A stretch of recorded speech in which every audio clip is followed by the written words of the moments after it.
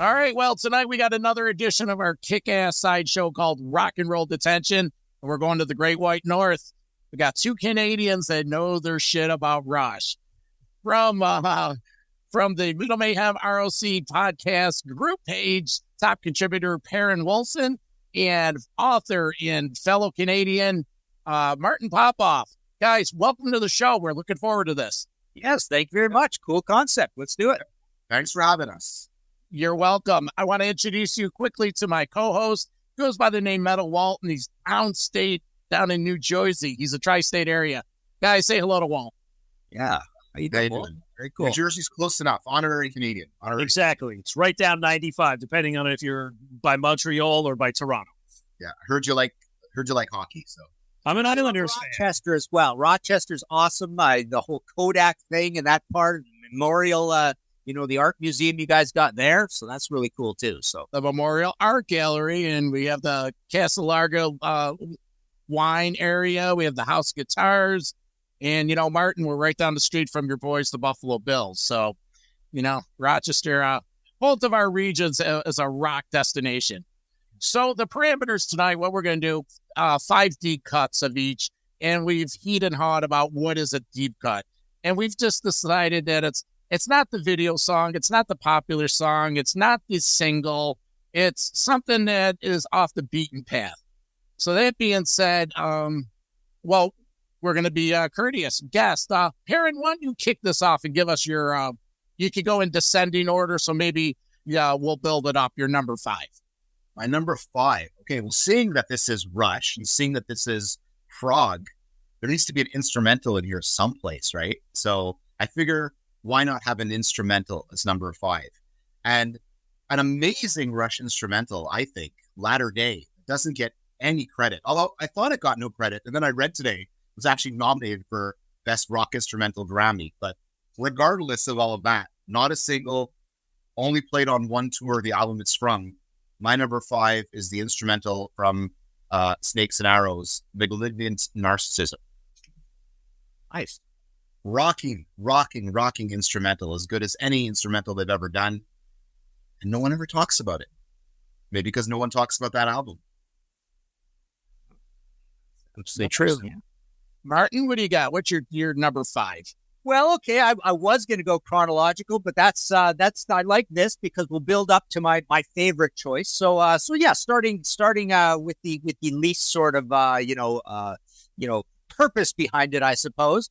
I'm going to go with Time in Motion from Test for Echo, which I always like because it's very dissonant and minor chordy, and it's kind of King Crimson-y. It's hard hitting. There's some really good bashing from Neil on here. I think there's as much kind of cool in the pocket combative drumming that you get, in the nooks and crannies of this album that you get even on Clockwork Angels. But yeah, there's the kind of arpeggiated guitar. There's this weird little harpsichord kind of part in it as well, or harpsichord-like keyboard kind of part.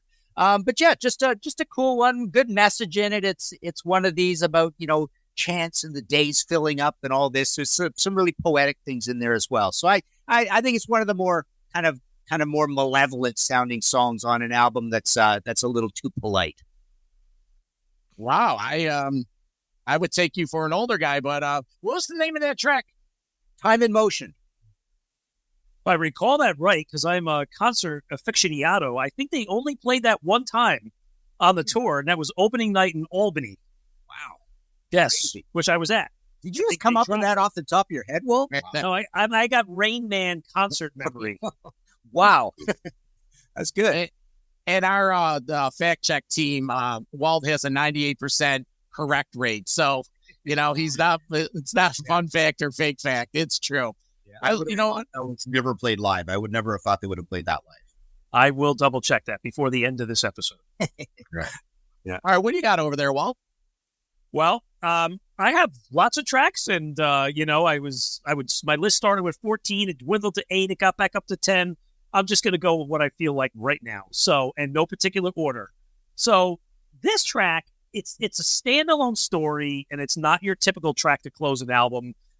And there's a video for this, and it's almost like a mini movie. And to me, it's like the prime example of Rush when the keyboards were put in the forefront of their music over the guitar solo. So, and this particular song, it doesn't have one, but it has two keyboard solos. The second one being Geddy goes off. He's like, it was almost like the key version of a big fretboard jam. So this one, I think you guys probably know, has all kinds of NASA audio images, aircraft sounds, but in general, the song and the video are just kick-ass. From Signals, the song Countdown. Nice. Yeah. I almost feel like we have to like raise our hand if we think we know what it is and get like a bonus pick if you know. It's like name that tune. I can get that song in, 5 descriptors. No, 4 descriptors, 3 descriptors. That's a great song. That's a great album. Great pick, man. All right. Well, my fifth, I'm going to go back to the 70s. And this album, it was the late 70s. This song, let's see. The lyrics are exceptional. They're written by Geddy with a little help from Alex, and it was inspired from an old Gary Cooper movie talking about Cinderella Man. And if we're talking about, fresh approach, this was the first album Rush did outside of Canada. They went over to London. They're really trying to play different instruments and really challenge themselves, as you'll see later on in that album. But I just love the Cinderella Man. It's like the guitar solo of Alex. It almost goes back to like Fly By Night and By-Tor. He's just ripping. He's like, maybe he's in London. He thinks he's Jimmy Page again during No Quarter Live. But absolutely love the Cinderella Man from Farewell to Kings. Nice. So, Aaron, number 4. Walt, you wanted to say something? I was going to say, when Primus did their Rush tour, that was one that was quite enjoyable to kind of hear Les Claypool singing that one. Cinderella Man, that kind of stuff. Check out some YouTube videos on that. Yeah. I don't know if I've ever heard the words enjoyed Les Claypool singing, like all in the same sentence. But... and some may say that about Geddy as well. Yeah, you're definitely right about that.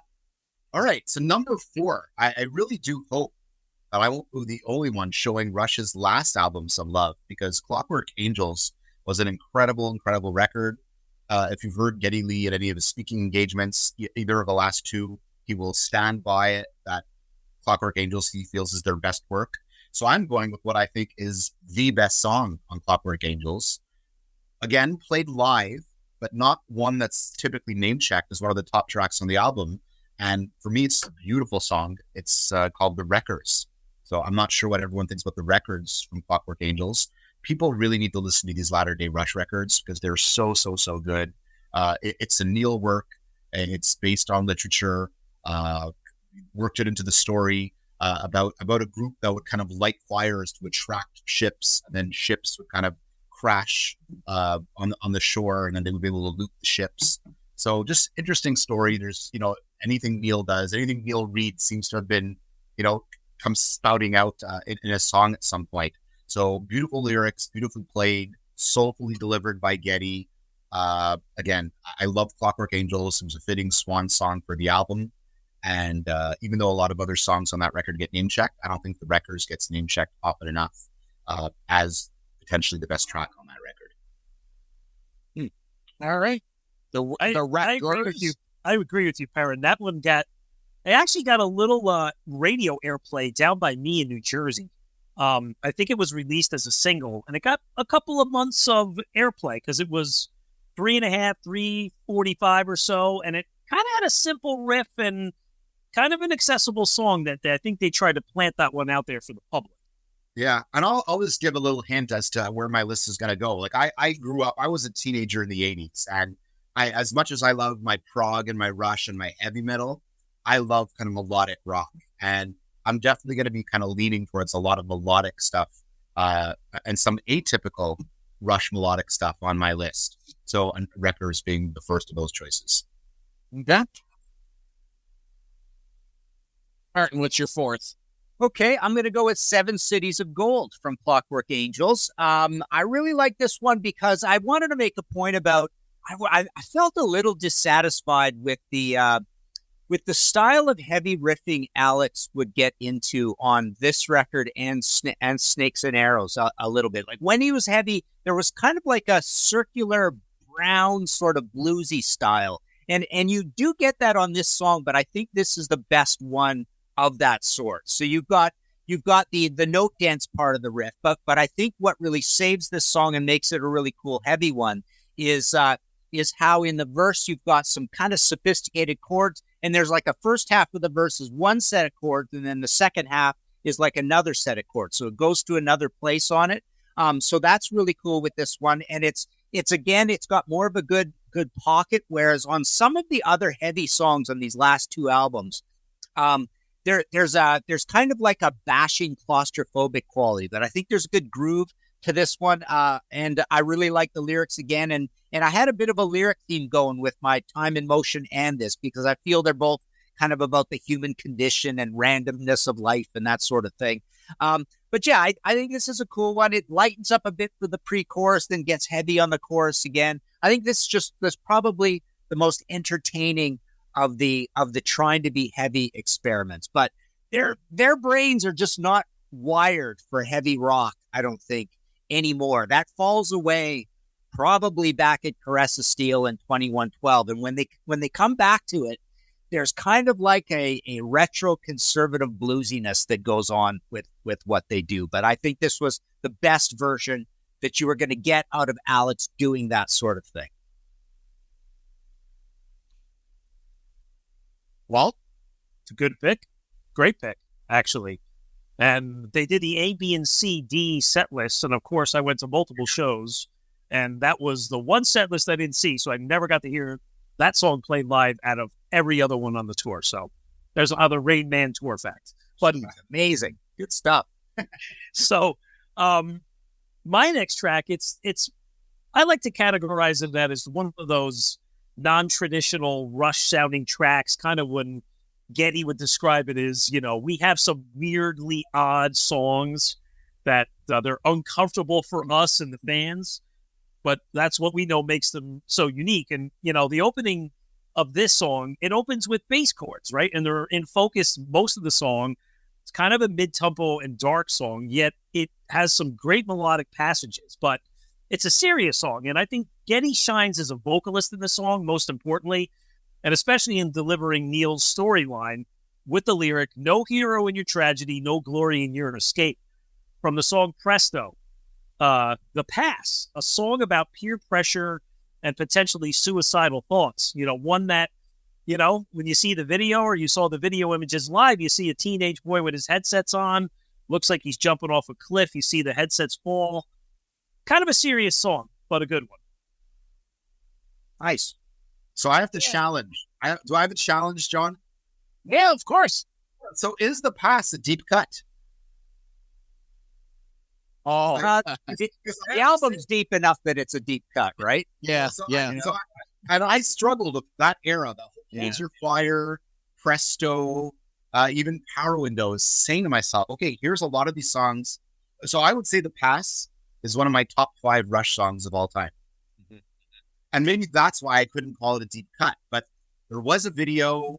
I kind of remember it getting a lot of radio play. I think it was a single, and my rule was no single, no video, and it could not have been played on multiple tours. And I think The Pass is such a popular concert track, and it was a video and it was a single that I couldn't, that among others, I just couldn't put on my list for that reason. Not obscure enough. Oh, to expand on that, and that's a great point, because if you really look at it, early Rush, and can we agree Rush had like 3 chapters? The beginning up till Moving Pictures, Signals through Presto, and then the rest. Well, at the beginning of the book, so I guess you could probably say they have 3 chapters. Oh, yeah. But the point being, I'd go to Roll the Bones on that second one. I'd go all the way up to Roll the Bones and then start it again with Counterparts, I'd say. Okay. Well, the point I'm trying to make is the first part of Rush, longer songs, but less songs. And as they started giving their sound a haircut, shorter songs, more songs, to the point the last chapter, almost a lot more songs and maybe a little longer just because of the technology and CDs and this and that. So to defend Metal Walt, it is a deep cut. And, you know, so. But I respect John, I like that. That's funny. You know, it's like, yeah, at the beginning it's long songs, and then it's short songs, and then at the end it's long songs and lots of songs, and then at the end it's both. It's lots of songs and they're long. Let's be honest. There are no deep cuts to Rush fans. I guess this is True. Yeah. Well, so my number 4, I'm right in the middle. So we're in 1984, and I love 1984. And this is truly one of the best Rush songs ever written. And it may be, guys, you'll have to wait to the end and find out, my favorite Rush song ever. The lyrics, the music, the vocals, it just moves you in a way that's hard to explain. Wheels will take you around, wheels will cut you down. The guitar solo enters with a harmonic pitch by Alex that is just, it still gives me goosebumps. And saw the tour, the song Between the Wheels. Absolutely love this album. And it was great because Perrin, it does not fall under frequently played. They played it on the tour, but then they dusted it off and brought it out, I think, on R30. And it's just a fantastic song. Saw the tour in Buffalo in 84. Fastway opened, which was a treat. So, Martin, let me ask you, what's your take on Between the Wheels? Because it's in that 84 era. You know what? You shouldn't ask me because it's actually one of my picks, so it's coming up. Oh, okay. Well, then you'll expand on it. So this isn't rehearsed, folks. This isn't rehearsed. All right, we're not crossover. All right, well, John, it's killing me to hear that Fastway open for Rush. So talking to two Canadians, here's the one thing about Rush touring in Canada. Rush, Triumph, a lot of the Canadian forefather bands felt this obligation to young Canadian bands, to whoever they were touring from the States. They got to stay on their side of the border. We always got a Canadian band opening for Rush in Montreal, Toronto. So, you know, whereas you guys would get Macaulay Shaker Group or Mr. Big or Fastway or whomever, you know, we would get Voivod, which is fine. I remember Chalk Circle, a Montreal band, Martin might remember, a punk band called the Doughboys. So we would just get a lot of the CanCon. We'd get a lot of the CanCon, but we never got Fastway. We never got MSG. We never got Mr. Big. Well, I started seeing them in the early 80s. So, yeah, I had my share of FM. I had my share of Max Webster. You know what I mean? So this was like the first time. And later on, I'll tell you about the 82 tour. But that being said, let's get up to, we're getting near the top, Perrin's third pick. All right. I promise I'm going to get off the latter-day 2000 albums after this, Gal. This is where I'll get off the bus.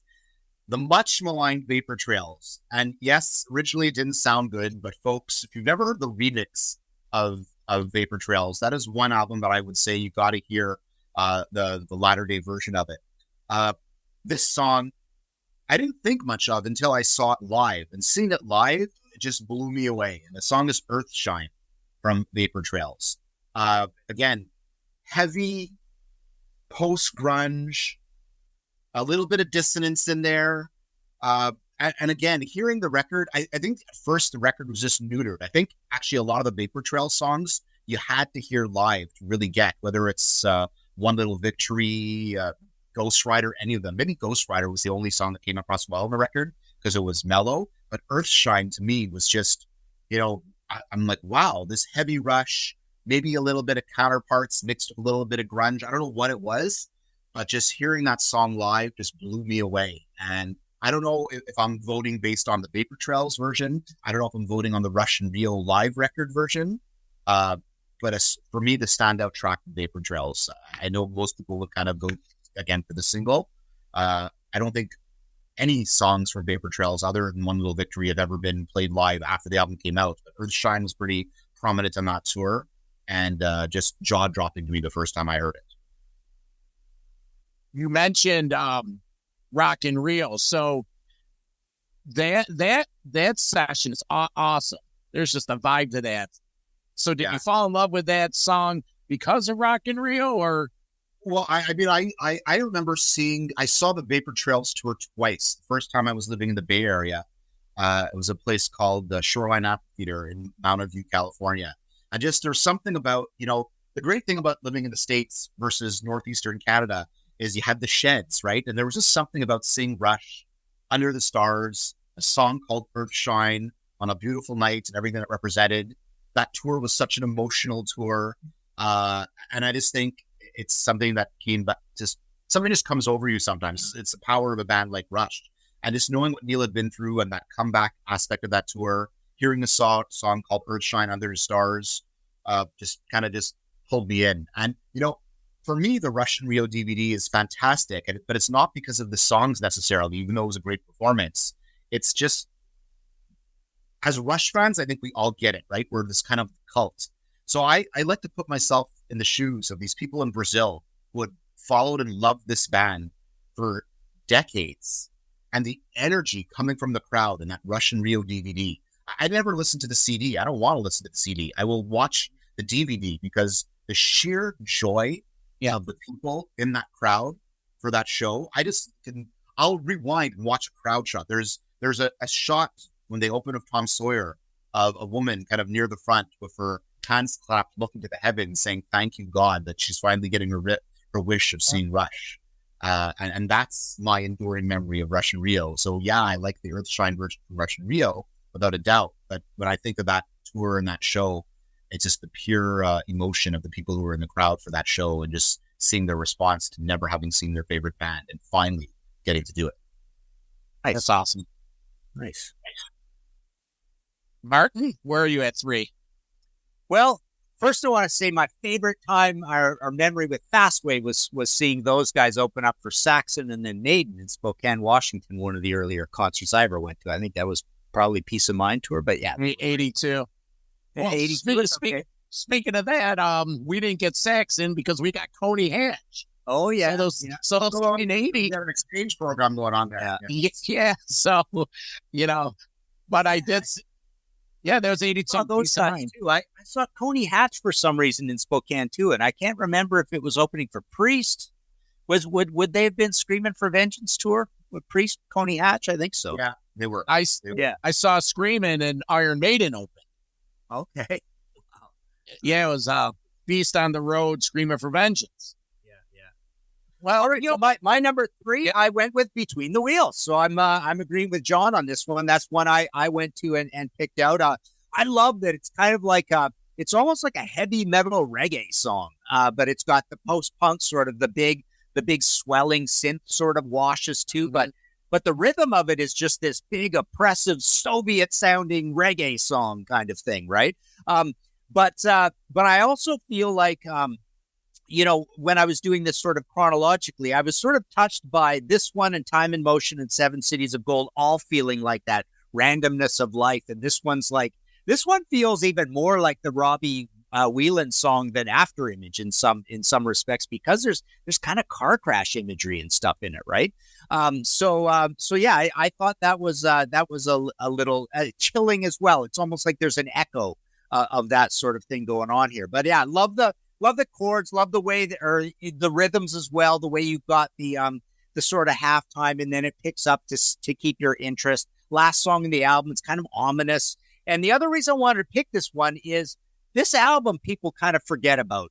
It's another one where it just seems to be skipped over because it doesn't feel quite like it's part of the Notorious second era, and it doesn't quite feel like it's part of the first era ever. That first era seems to kind of end with Signals. And then there's this one standalone album, and then you get that big pairing, right, with Power Windows and Hold Your Fire, and then another couple that feel like a pair. So there's these pairings all over the place, and this one's just kind of like hanging out there. The cold, the Notorious, super, super cold recording session album, right? So yeah, Between the Wheels, that's my number 3.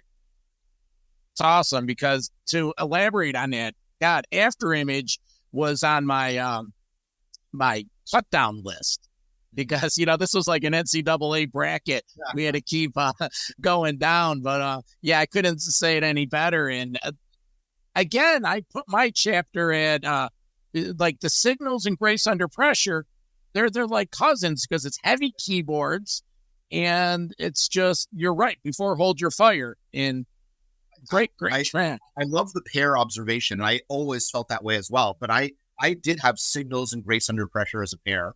I've always had Power Windows and Hold Your Fire as a pair. I definitely had Presto and Roll the Bones as a pair, and to a certain extent, Counterparts and Test for Echo. So, you know, it's funny how we talk about 3 eras, but you definitely get to a point in Rush where there are like, okay, let's do this for a couple albums. Okay, now we've had enough of this. Let's kind of take a bit of a turn, but not a complete 180. Let's just go kind of, 90 degrees, and then another 90 degrees, and another 90 degrees, and we almost go full circle at some point. So definitely agree with the pairings. And Farewell to Kings and Hemispheres feels like a pair. So some people I think would take Permanent Waves and pair it up with Moving Pictures, but I've always put Moving Pictures with Signals for some reason. And then I think you get a trio with Fly By Night, Caress of Steel, and 2112. Those feel like the first 3 Kiss albums sort of thing. Yeah. Leading up to the live album kind of deal, right? Yeah, that's a great analogy, and I'll get there at the end of the show. But my number 3 pick, we're staying in the 80s, early 80s, the Signals album. This is the last song that Geddy or Alex were given any credit on writing. And all 3 of the members of this band worked on this together.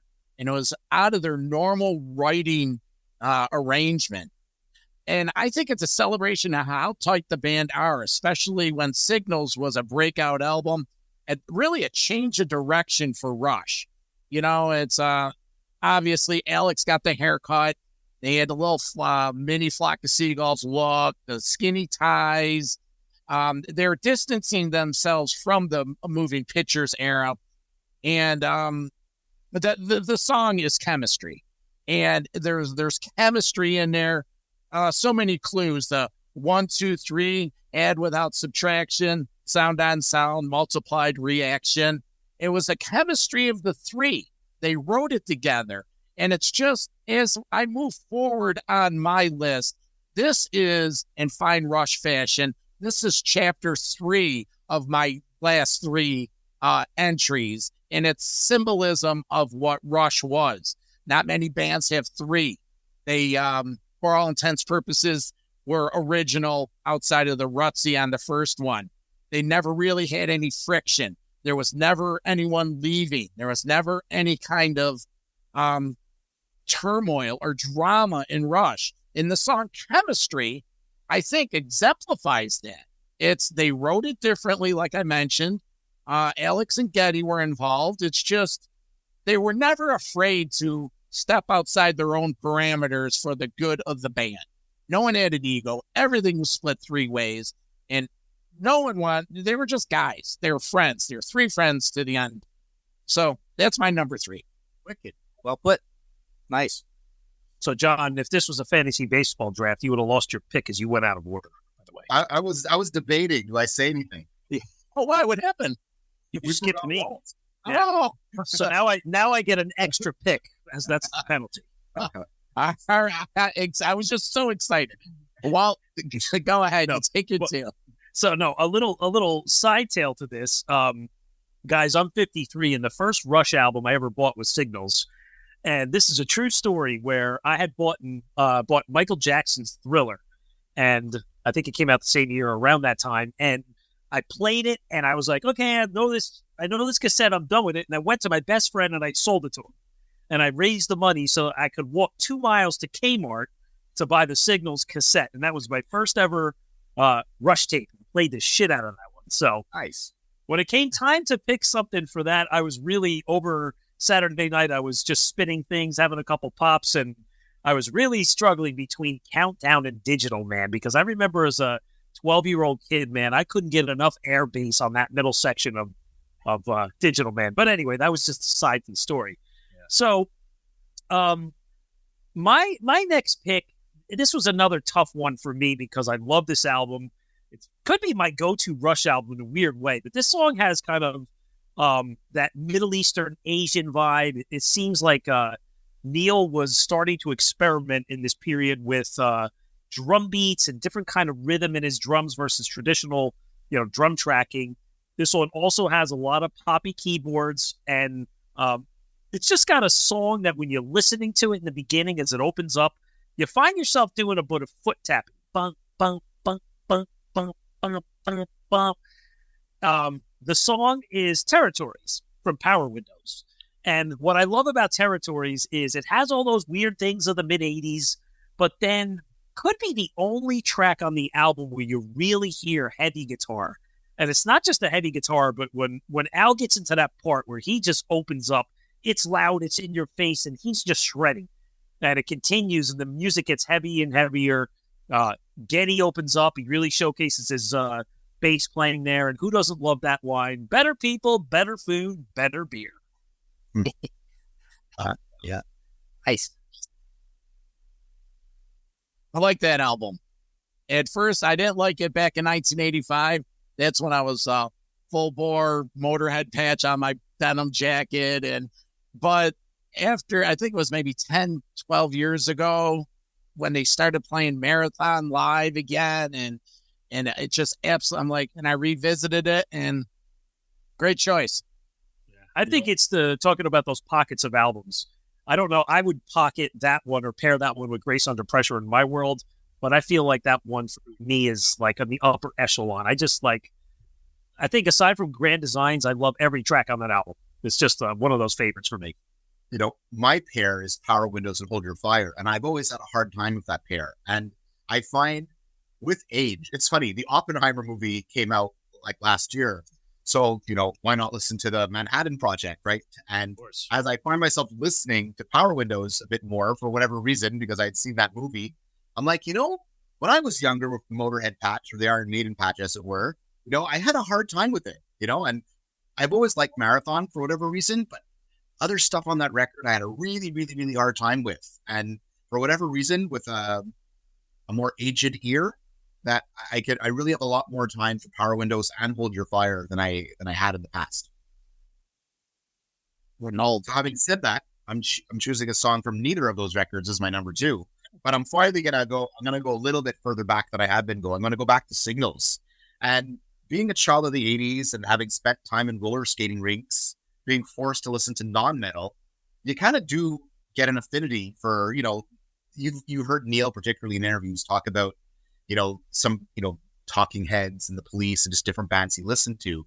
But I hear this song, The Weapon from Signals, and that opening kind of keyboard salvo is just, for me, I'm from Montreal and heard Safety Dance or Men Without Hats way before anyone else knew about Safety Dance. And then I hear, Human League, and I hear Missing Persons, and I hear all kinds of weird things in The Weapon. And I love that word, weird. I just, if it's one thing that Rush ever did, it's like they kept us on our toes. And, The Weapon for me is just this intoxicating, like I could see it being played at a rave today with kids on ecstasy, and they'd really be getting into The Weapon, and then maybe giant Presto bunnies would be jumping out at them or something. I don't know. But yeah, so I've always found The Weapon, and same thing, if you watch the concert DVD, Grace Under Pressure, because they played it on the Grace Under Pressure tour as well.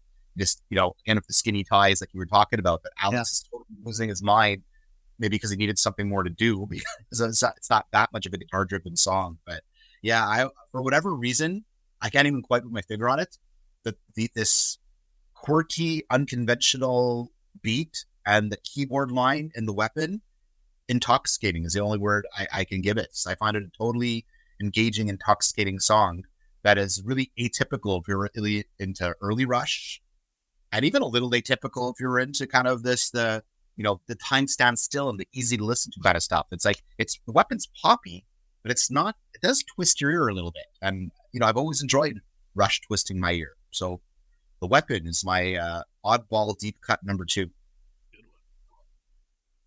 You see the tour? Did I see the tour? No. Signals.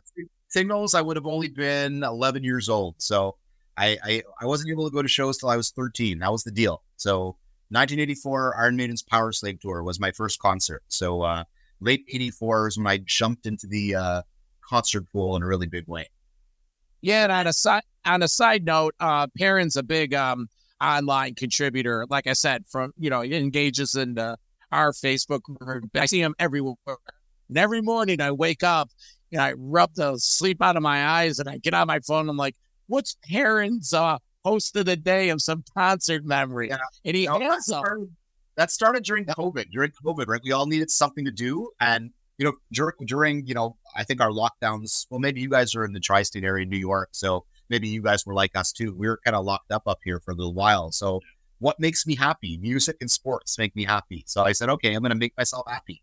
And I actually took the time to archive every concert I'd ever been to with the help of ads and ticket stubs and reviews and friends and, the website setlist.fm, which is kind of great if you want to, who did I see so-and-so with? When did I see that? I was able to archive all of my concerts. Yeah. I have this where I could share concert anniversaries and, given the global nature of some of our communities online, it's kind of cool because you'll always be, I always find it funny with the younger rock and metal kids who are like, maybe only in their 30s or 40s, early 40s right now.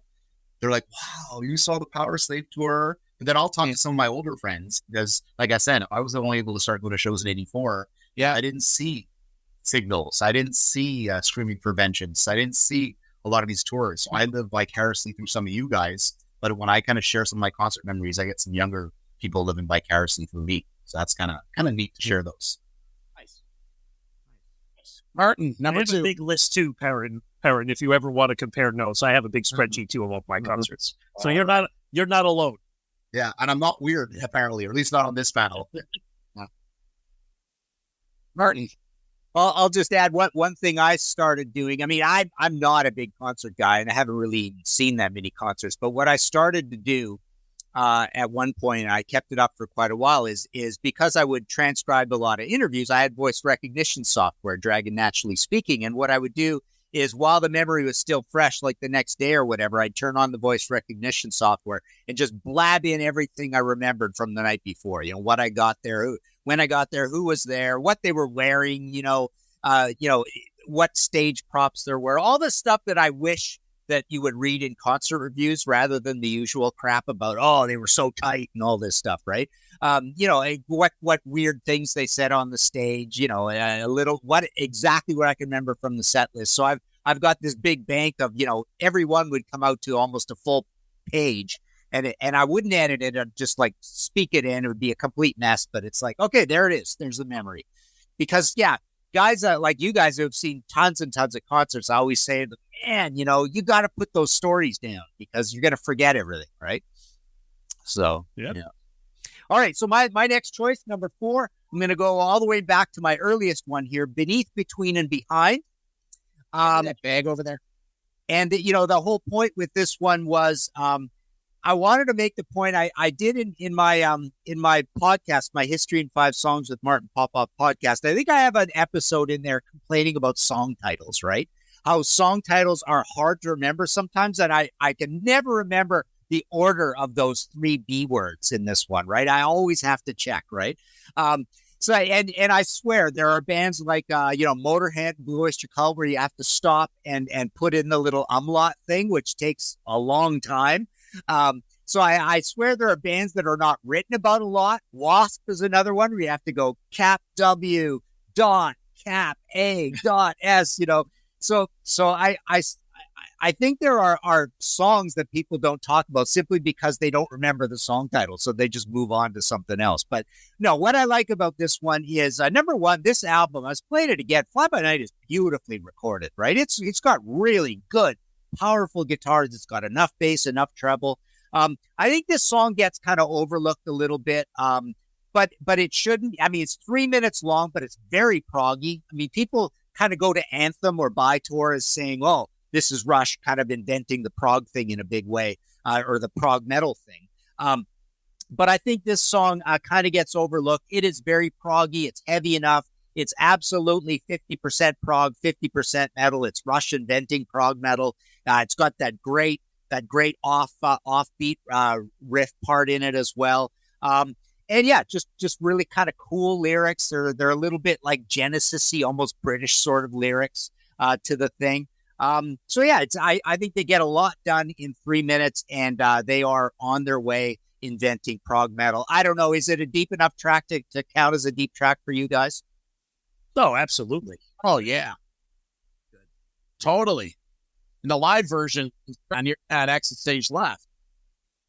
Yeah, They haven't added lyrics. Cool. Nice. All right, Walt, you're up. I won't take your spot this time. No, Perrin's up. No, So I'm up. Okay, I did my two Okay, as a weapon. Yeah, they got it. Okay. Yep. So my next pick, what am I going to go with here? So, okay, this one, this is an album opener, great album opener, and it's one where we hear Neil counting off as the album opens, and it's got a very memorable drum beat. You guys have played an air drums on this one for sure. It's heavy and melodic, and such great work by Geddy Alex and on the main riff. And this was the album where they really brought back the heaviness in a big way on this one. So, Not a deep cut. it's not a deep cut. Let's see if you're going to say what I think you're going to say. I'm sure you are. Well, okay. Well, we'll go through it. This one was in and out of the set list, not overly played live, but I always love this one. And a song to me that never tires out, even 30 years later, off the Counterparts album, Animate. Yeah, I'm kind of with Karen on that one. I don't know. I got it. Again, if we were playing Name That Tune when you said that the Neil counts it out, that's what gave it away. I don't know. It was a video. I'm sure it was a video. I looked and it was not a video, actually. There was no video. I grew up on Much Music in Canada. I'm pretty sure it's a video. Okay. Guys, want to chime in? They started with Stick It Out, right? That was the advanced single. Animate a video. I'm going to look on my phone real quick right now.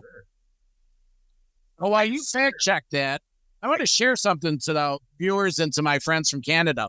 We talk about Perrins, he did his research, and Martin has his transcribed. I have what I call the vaults. I keep all this stuff. And here is a WCMF concert laminate from 1981, from when they came here for moving pictures. And I still have my pin that I bought at the show. Nice. It's all rusty on the back, and it's all legit. So, these are the kind of hours showing props. I haven't been showing any props, but when I picked, so I wanted to show this. It's like fully signed, Grace Under Pressure. That's beautiful, actually. Yeah. Well, I framed them up like this, and I put the passes in there like that, right? Well, I wanted to save this to the end. Alex, will you come out here, please? Yeah. I have Alex Lyson here. Geddy answered my question in the speaking tour. That's the best thing. I saw that. What was the question? I kept it really simple. I kind of apologized to him on behalf of everybody, because when he did his previous book tour, everyone was pummeling him with, are you guys going to tour again? Are you guys going to do a reunion or a residency? Whereas he knew that Neil was dying and we did it. So basically in my question, I kind of apologized to him. And then I said, I have a very simple question. How are you doing? And Jay Baruchel, who was the guest host that night, loved it. And Geddy actually loved it. So Geddy and I had a moment, we kind of connected there for a sec. And nice. He just walked through that, the writing his book was very cathartic for him in terms of dealing with Neil's loss, and saying that, you'll see when he's done with the book tour that, as he said, maybe he'll get back to his day job and do something with Alex or not with Alex. But yeah, it was kind of cool just, being in this venue. And the next question is from Perrin Wolfson. Shit, I wasn't expecting that. And they kind of made you stand up and they put kind of a light on you. So I'm kind of standing up in the middle of this venue with a light on me. And Jay Baruchel is reading my question, which is essentially an apology, just asking, how are you doing? To Geddy. So it was kind of cool. I love that. I love that. That's badass. That's awesome. I asked him to join my fantasy baseball league, but he wouldn't do that. That would have been cool. Yeah, I have to try. Before I get my second pick, Walt, you were doing a little fact check, find out if there was a video for Animate. It looks like the only thing I can find, it was on the Live from Frankfurt DVD, but never from the official album. I could swear I've seen it. I'm going on YouTube. Okay, check it out. Well, is that mean I get another pick if you guys decline my pick? But regardless, it's an amazing song. So, deep cut or not deep cut, amazing, amazing, amazing song. Well, the deep cut police will be in touch with you if they find out that you violated the terms of the show. Well, if I go on 3, I'm off the show. All right. Well, going into my number 2, we're going to go way back to 1976, and we're going to flip the platter over of 2112 because side 1, we know it's obviously not a deep cut, but it's, Mount Rushmore of Rush. But I'm talking about the song written solely by Rush founder or guitar player Alex Lifeson. The track is Lessons, and it's to this day when I hear it, you got to realize something, fellas. I got into Rush because I had an older brother. And back when I was 8, 9 years old, I used to look through my older brother's albums and I would pick stuff up and I'd listen to this stuff. And that's how I got mesmerized by Rush. And when I heard that song to this day, it still brings me back to that young kid, that 8 or 9 year old listening to it. And just the guitar and the overall theme of Lessons revolves around the significance of life's lessons and the growth and the fact that it was always sounded different. And I always knew like someone else wrote it. It wasn't Neil. It was just, I just love this song. Let me ask you, Martin, what's your take on Lessons? Because you seem to, you've written books about Rush. Yeah, I love it. I mean, it is very uncharacteristic. It's kind of conservative. It's melodic. It's definitely feels like, a slight twist on the dependable Louie chords idea, right? When you hear those kind of warm chords put together. It's got a nice lilt to it, nice pocket, even though it's light, it's an airy song, but it does have drums. I think it's pretty cool. And then it breaks into the heavy part. It's a beautifully well put together song. Guys, got any takes on Lessons? I know you guys are, later era. Have you ever really gravitated to 2112 like I did? My experience. I mean, absolutely. I mean, it's still, even though, I'm 52, so I grew up with Rush in the 80s and I went back to listen to the 70s stuff. I mean, if you ask me to choose what's the best of those 70s albums, 2112 is regarded the way it is for a reason. My go-to track on 2112 is also not 2112, but it's A Passage to Bangkok. But I love Lessons. I think A to Z. Look, I think you could probably make an argument that 2112 was their first great end-to-end record. I almost exclude the first record because it was something so different. And Farewell to Kings, very good, maybe a couple little flaws. Caress of Steel, maligned. I actually love Caress of Steel. I debated putting the Necromancer on my list, and I didn't know if that was deep enough because technically Return of the Prince from the Necromancer, that piece of it was apparently a single. So I have to exclude that. But I think 2112 can make the argument. It's been documented. That was the Mushroom Cloud record. But, I think a lot of people consider it that because of side 1. But I think side 2 actually has so much merit and isn't talked about enough. True. It's all true. Aaron, we've been waiting. We're your number 1 pick. What do you have, my friend? I think this might be the deep cut of all deep cuts. I don't even know if Rush fans know this song. Again, child of the 80s. You guys did a hair metal show, right? A deep cut hair metal show yesterday or something like that. You should have had me on that because I would have been happy to talk to you guys about Takedo and Kix and Tora Tora and whoever. I would have been happy to participate in We that. could always do a sequel to that. All right. So keep me in mind for next time. And if there's one Rush song, for whatever reason, I listen to and say, this could have been an 80s hair metal song. This is like bouncy and poppy and really, really nice. From Roll the Bones, song that is not a single, not a video, and from my research has never, ever been played live, is The Big Wheel from Roll the Bones. It's a great song. It's a gigantic riff. It is. It's like total hair metal. There's a pop sensibility in that song that it could be a Def Leppard song. If you just rearrange it, it's like an 80s hair metal song. And I don't know if Rush ever did anything quite that poppy and bouncy and happy. And so, it's so different. And I'll put it on, and I guess Geddy's voice is a giveaway, but people don't even think it's a Rush song sometimes when they hear it. But I have just had this infatuation with this song for the longest time, and I think it's because, again, I went to high school in the time where, you know, Def Leppard and Bon Jovi and Motley Crue and all that kind of stuff blew up, and I was into the Kixes and the Toratoras and the Taketos, all that kind of stuff also. And if there's ever a Rush song that ticks my melodic rock box, it's The Big Wheel. Perrin, that one's cool pick. But I remember that one. I recall that one. When it gets into like the vocal right before the chorus where he says "the big wheel," that kind of, it almost doesn't even sound like Geddy. I remember hearing it. And it's like, is there like a female singer going along here? Sounds like something else is there. But he's pouting. It's not like, honestly, it's that pouty kind of vocal. Like, when has Geddy ever done a pouty vocal? Playing the time, like it could be a Whitesnake song. It could be. Right. I don't know if that's good or bad. Maybe people are throwing fruit at their screens right now listening to this. I don't know, but like it's just so off the beaten path for a Rush song, and I think it's the ultimate deep track because it's different than anything they've ever done.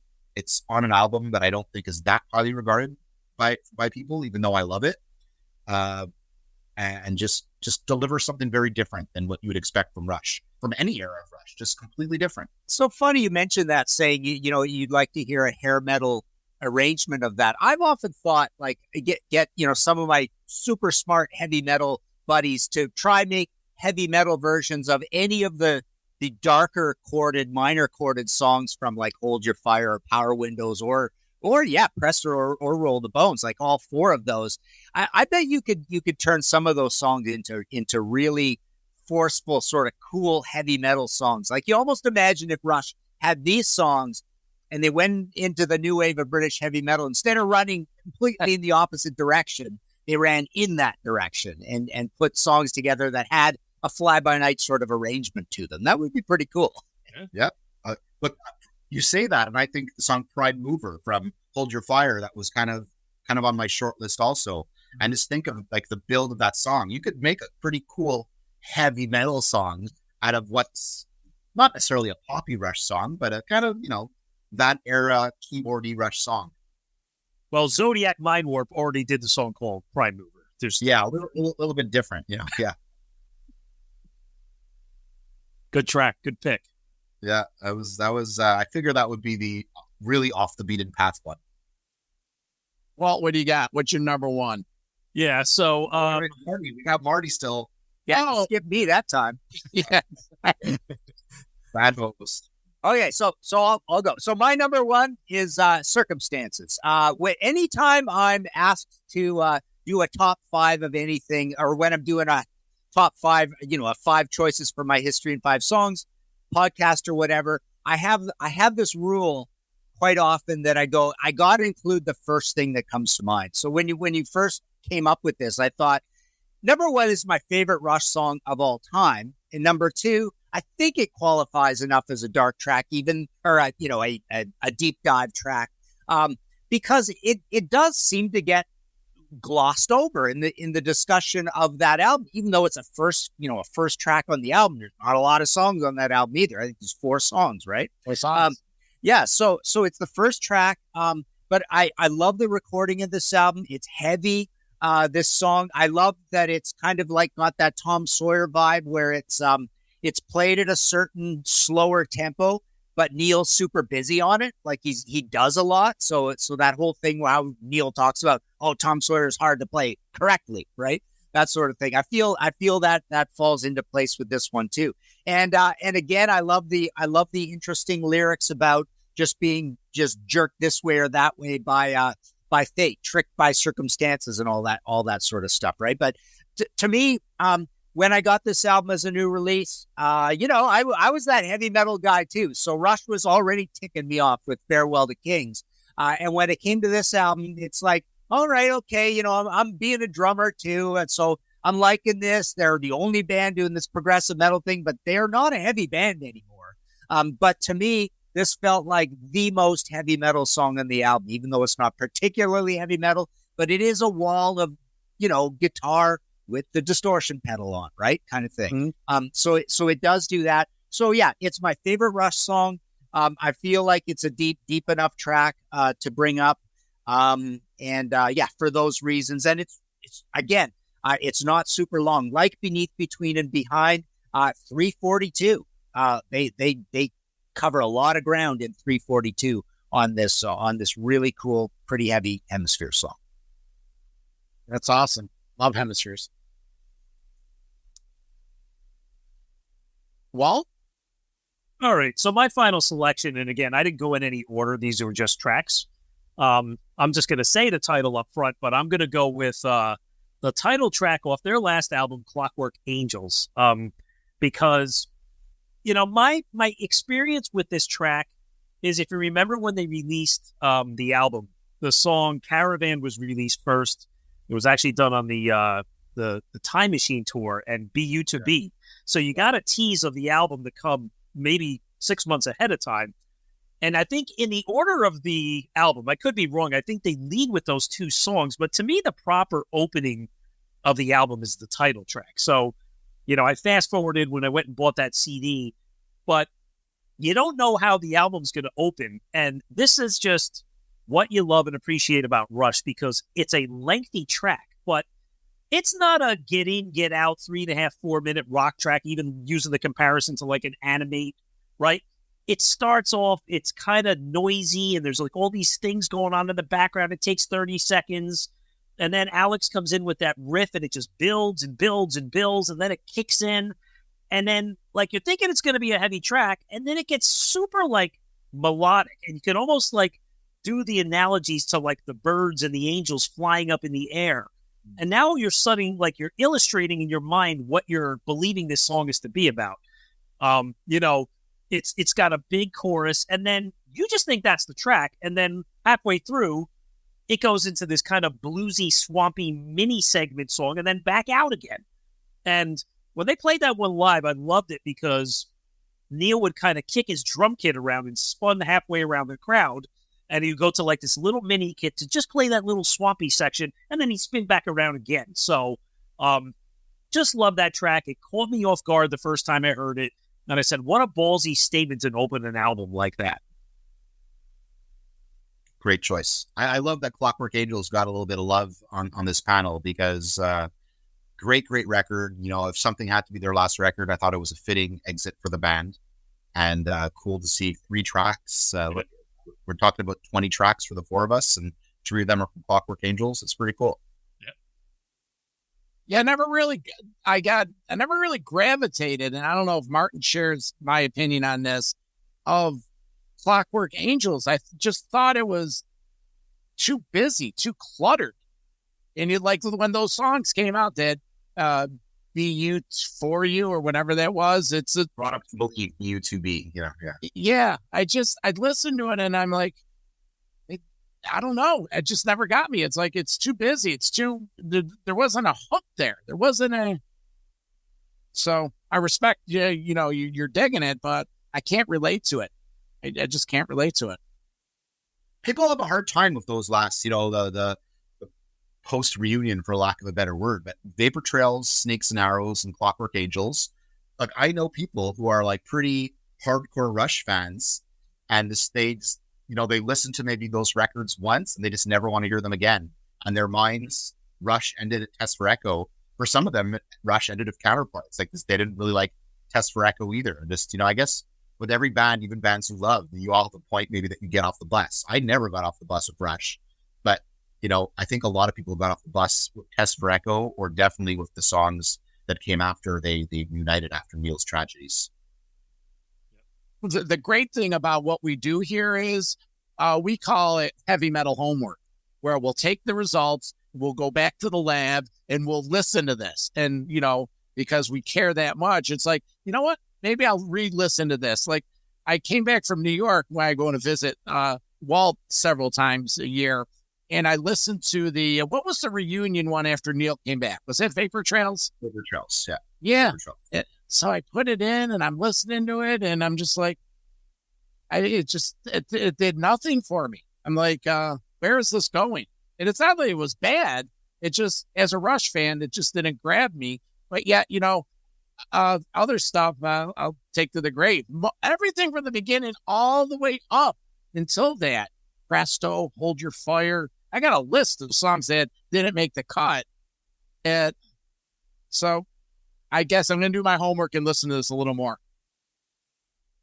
We don't know your last one yet, right? Yeah, I'm doing it right now. And I made the analogy that there was a theme here. And this last song, Martin, earlier you mentioned Kiss. And Kiss had those 3 albums packaged together, the originals. Well, back when I was a kid, Rush did the same thing. They had the 3, and it was called Archives. It was the first 3 albums. And I remember getting Archives, and I was digesting Rush at a rate that was not healthy. I was listening to this, and what really grabbed me, the first album is great, but when I got into Fly By Night, there's just something about it. Maybe it's a little more acoustic.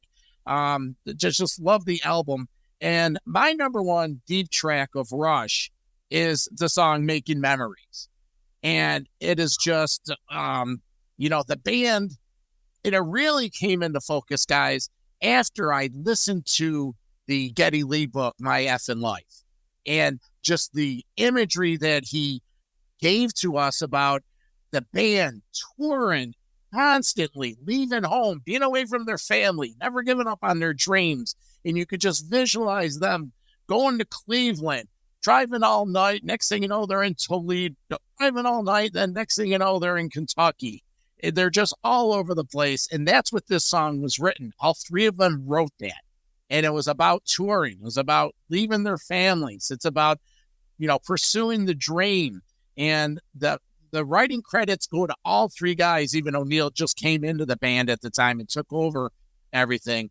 And a little fun fact, doing research on this, and I never realized it after listening to this, if you listen very closely, there's 2 acoustic guitars playing the intro. The second guitar comes in a few seconds later. But Making Memories, 1974, and just a great era of Rush. So that's my number one deep cut. Is it a deep cut? I'd say so. You know what that song reminds me of? It reminds me of, first, more than anybody, April Wine. And then also you could throw that into the Trooper Prism Triumph basket, that one. Yeah. And they had to have been exposed to all that stuff given the age they were and what they had to be listening to when they were in Canada anyway, because that stuff was just all over the Canadian airwaves. You couldn't escape it, So I'm sure, there's something there. Some people even say it's an indirect ripoff of Zeppelin's Ramble On. The beginning. Yeah, they were huge Zeppelin fans, that's for sure. That was well documented in the book. Yeah, so that's all right. Cool. Now let's go around and quickly, because we got to wrap this up. Quickly, let's give our MVPs. We'll start up at the top. Perrin, what's your MVP of our picks? Well, look, even though I challenged that they weren't deep cuts, I adore both Animate and The Pass. But if I had to choose one, I'm going with The Pass. It's just beautiful, beautiful song, strong message. I think it's some of, everyone mourned Neil, the drummer.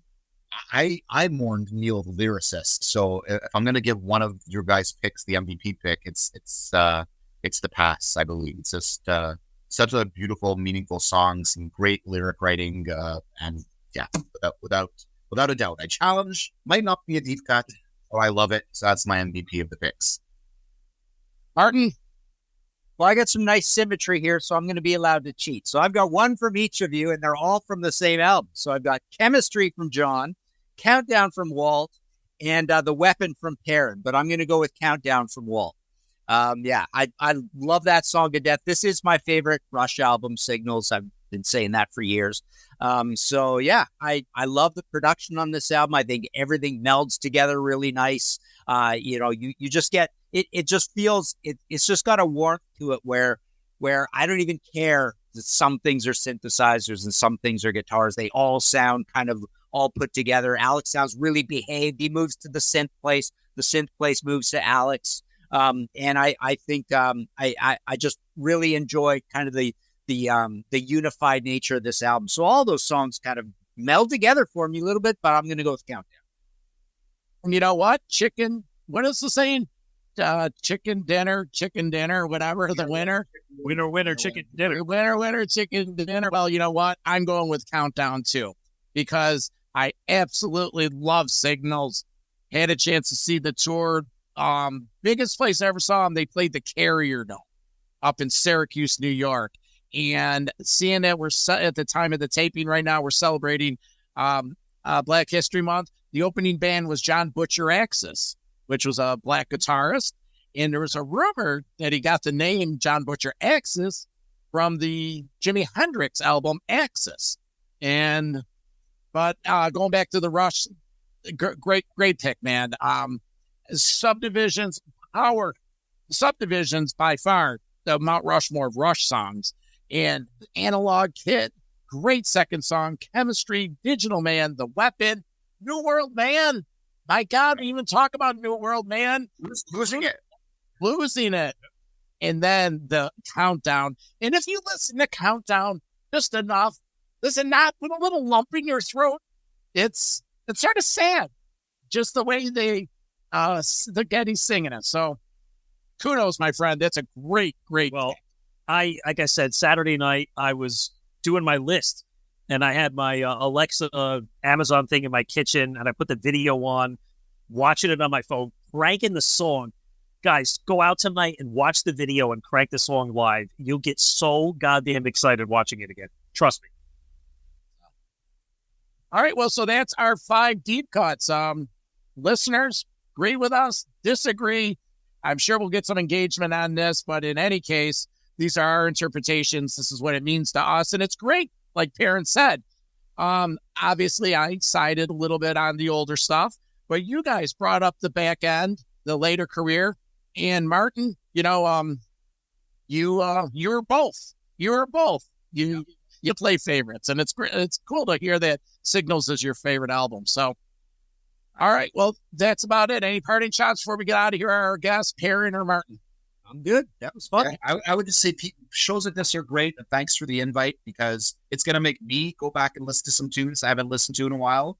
And I would encourage to anyone listening, watching, guys, if you've never heard The Big Wheel, go listen to it. If you've never heard Countdown, go listen to it. If you've never heard Lessons, go listen to it. It's like, no matter how old we are, there's still discoveries out there that for whatever reason we just missed. So shows like this always serve as a reminder about how deep the well runs. So tap into that well. And that's well said. And that's what we call here at Metal Mayhem ROC our heavy metal homework. Hey, just remember to get up to the website, sign up for our email newsletter, join our community, and always remember to keep it heavy. For my guests, Perrin Wolfson, Martin Popoff, my co-host Metal Walt, I'm the Burmatic, and we will see you soon. All right. Thanks, guys. We'll see you later. Thanks, Martin. Yeah. Bye now. Metal for Life. Thank you for listening to Metal Mayhem ROC. Check out our website at metalmayhemroc.com for information on podcasts, archives, links to all our live radio shows, and all sorts of info. Please like, follow, and share with everyone, even your non-metal friends. And always remember to keep it heavy.